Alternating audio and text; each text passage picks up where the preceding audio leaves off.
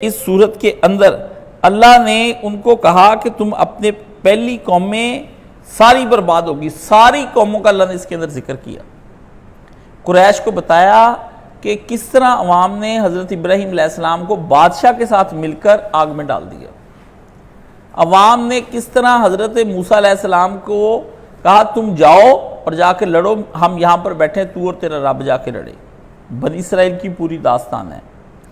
کس طرح انہوں نے عیسیٰ علیہ السلام کو پھانسی دینے کی کوشش کی، کس طرح زکریا علیہ السلام کو آروں سے چیر دیا، کس طرح یقتلون النبیین بغیر الحق، نبیوں کو ذبح کر دیا اور قتل کر دیا، رسولوں کو قتل کر دیا گیا۔ ہاں جی، کس طرح اتنے لوگوں میں سے 7 لوگ 950 سال کے بعد ایمان لے کر آئے نوح علیہ السلام کے پاس۔ ہاں جی، اور کس طرح سے حضرت لوط علیہ السلام کو ان کی قوم نے کس طرح سے ظلم کیا اور ان کے گھر جو نوجوان لڑکے آ گئے تھے کس طرح ان کے اوپر حملہ کر دیا کہ ان کو کہنا پڑا کہ ہاؤلائے بناتی، یہ میری بیٹیاں ہیں، ان کی بجائے مہمانوں کی بجائے یہ لے جاؤ۔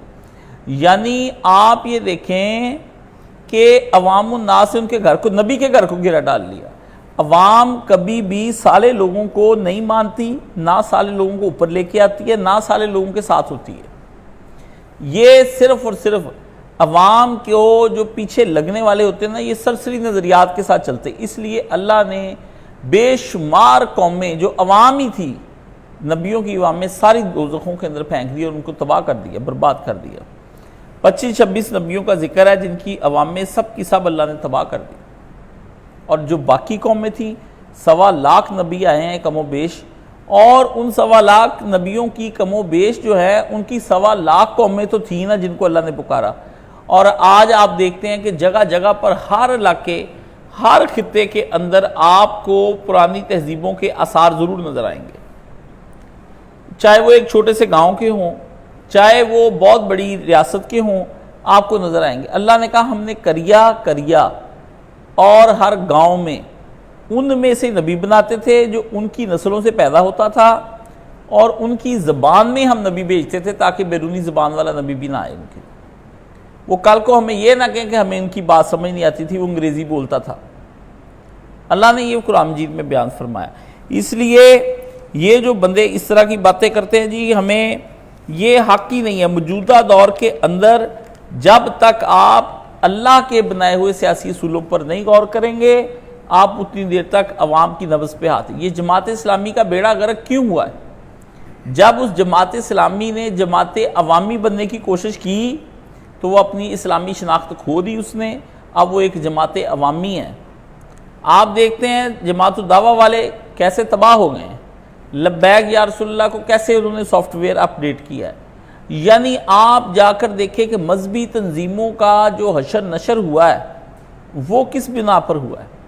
وہ یہی کہ وہ عوامی بننا چاہتی تھی، مقبولیت حاصل کرنا چاہتی تھی۔ انہوں نے وہ ہوچے ہتھ کنڈے جو ہیں وہ استعمال کرنے شروع کیے جو عام سیاسی جماعتیں اقتدار حاصل کرنے کے لیے کرتی ہیں۔ یعنی امر بالمعروف اور نہی عن المنکر کا جلسہ ہے اور رنڈیاں رمضان کے مہینے میں ناچ رہی ہیں، رات کو آپ تہجدیں پڑھ رہے ہیں اور جلسے آپ کے ہو رہے ہیں۔ یہ ہے قرآنی آیات کا غلط استعمال کر کے ایاک نعبد و ایاک نستعین کا تو اسلام کا اور پاکستان کا، یہ ایک جماعت نے نہیں کیا۔ جب سے پاکستان بنا ہے تب سے یہ ساری جماعتیں یہ حرکت کر رہی ہیں۔ اب ان جماعتوں سے اسلامی امیدیں وابستہ کر لینا یا اسلامی جماعتوں سے اسلام کی امید وابستہ کر لینا، یہ جہالت اور بیوقوفی ہے اور نادانی ہے۔ وہ آپ اپنی جتنی مرضی ساری زندگی لگا لیں، وہ آپ نے ایسے ہی ہے جیسے شور زدہ زمین کے اندر بیج بونا یا بانجھ عورت سے امید رکھنا جس کو ڈاکٹروں نے نکارہ کہہ دیا ہے کہ بچہ وہاں سے پیدا ہوگا۔ ٹھیک ہے، اس کی جگہ پر قرآنی اصولوں کے مطابق ہم کام کرتے رہیں۔ آپ اگر ناکام بھی ہو گئے نا، 9 آدمی صرف رہ گئے، یہاں صحابہ کاف کی طرح صرف 7 رہ جائیں، آپ اللہ کے ہاں سرخرو ہیں، آپ سے اللہ ان کے بارے میں کوئی نہیں پوچھے گا۔ یہ ہے وہ چیز جو ان صورتوں کے اندر اللہ پاک نے بیان کی ہے۔ اس لیے اس صورت کا جو تعارف میں نے کروایا ہے وہ یہ، جب آپ نے اس کو پڑھنا ہے نا تو عوام کی آواز بھی سننی ہے، ٹھیک ہے نا۔ Government of the people by the people on the people, یہ ڈیموکریسی کی تعریف کی گئی ہے۔ کیوں بھائی؟ No, government of the people نہیں، گورنمنٹ آف اللہ۔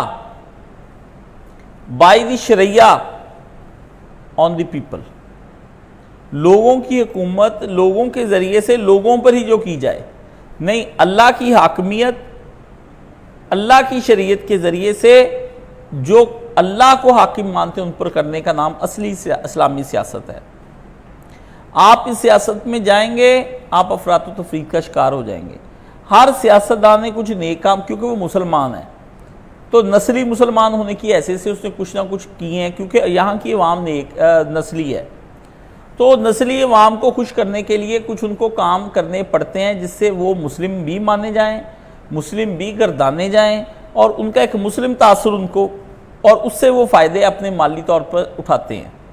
آپ کے اسلام کو پیل کر کے، نبی علیہ السلام کی تعریفیں کر کے، ختم نبوت کے مسئلوں پہ بحثیں کر کے، یہود و نصارہ